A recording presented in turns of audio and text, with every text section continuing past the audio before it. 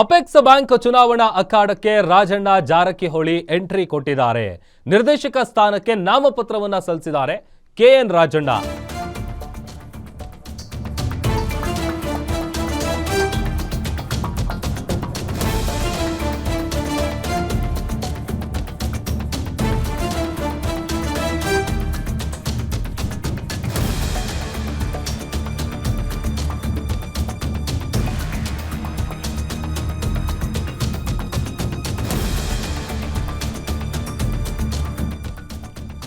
Apex bank ಚುನಾವಣಾ ಅಖಾಡಕ್ಕೆ Rajanna Jarkiholi entry ಕೊಟ್ಟಿದ್ದಾರೆ. ನಿರ್ದೇಶಕ ಸ್ಥಾನಕ್ಕೆ ನಾಮಪತ್ರ ಸಲ್ಲಿಸಿದ್ದಾರೆ ಮಾಜಿ ಸಚಿವ ಕೆಎನ್ ರಾಜಣ್ಣ.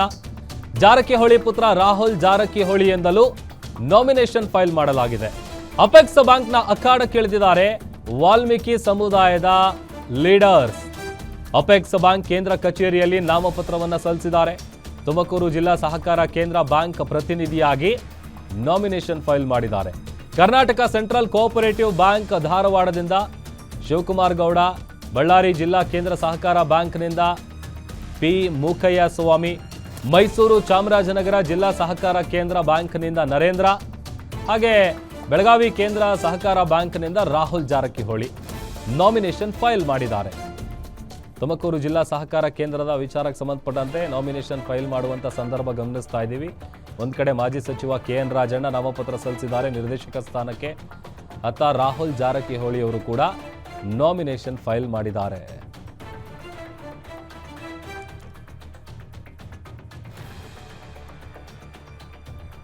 ನಿರ್ದೇಶಕ ಸ್ಥಾನಕ್ಕೆ ನಾಮಪತ್ರವನ್ನು ಸಲ್ಲಿಕೆ ಮಾಡಲಾಗಿರುವಂಥದ್ದು ಅಪೆಕ್ಸ್ ಬ್ಯಾಂಕ್ ಅಖಾಡ ಏನಿದೆ ಆ ಅಖಾಡಕ್ಕೆ ವಾಲ್ಮೀಕಿ ಸಮುದಾಯದ ಲೀಡರ್ಸ್ ಇಳಿದಿದ್ದಾರೆ. ಅದರಲ್ಲಿ ಮಾಜಿ ಸಚಿವ ಕೆಎನ್ ರಾಜಣ್ಣ ಅವರು, ಇತ್ತ ರಾಹುಲ್ ಜಾರಕಿಹೊಳಿ ಇಬ್ಬರು ಕೂಡ ನಾಮಿನೇಷನ್ ಫೈಲ್ ಮಾಡಿದ್ದಾರೆ. ತುಮಕೂರು ಜಿಲ್ಲಾ ಸಹಕಾರ ಕೇಂದ್ರ ಕಚೇರಿ ಏನಿದೆ ಅಲ್ಲಿ ಕೆಎನ್ ರಾಜಣ್ಣ ಅವರು ನಾಮಪತ್ರವನ್ನು ಸಲ್ಲಿಸಿರೋದು.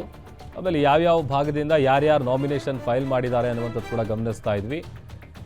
ಕರ್ನಾಟಕ ಸೆಂಟ್ರಲ್ ಕೋಆಪರೇಟಿವ್ ಬ್ಯಾಂಕ್ ಏನಿದೆ ಧಾರವಾಡ, ಅಲ್ಲಿಂದ ಶಿವಕುಮಾರ್ ಗೌಡ ಅವರು, ಬಳ್ಳಾರಿ ಜಿಲ್ಲಾ ಕೇಂದ್ರ ಸಹಕಾರ ಬ್ಯಾಂಕ್ನಿಂದ ಪಿ ಮೂಕಯ್ಯ ಸ್ವಾಮಿ, ಇನ್ನು ಮೈಸೂರು ಚಾಮರಾಜನಗರ ಜಿಲ್ಲಾ ಸಹಕಾರ ಕೇಂದ್ರದ ಬ್ಯಾಂಕ್ನಿಂದ ನರೇಂದ್ರ ಅವರು, ಇನ್ನು ಬೆಳಗಾವಿ ವಿಚಾರಕ್ಕೆ ಬರೋದಾದರೆ ಬೆಳಗಾವಿ ಕೇಂದ್ರ ಸಹಕಾರ ಬ್ಯಾಂಕ್ನಿಂದ ರಾಹುಲ್ ಜಾರಕಿಹೊಳಿ ಅವರು ನಾಮಿನೇಷನ್ ಫೈಲ್ ಮಾಡಿದ್ದಾರೆ.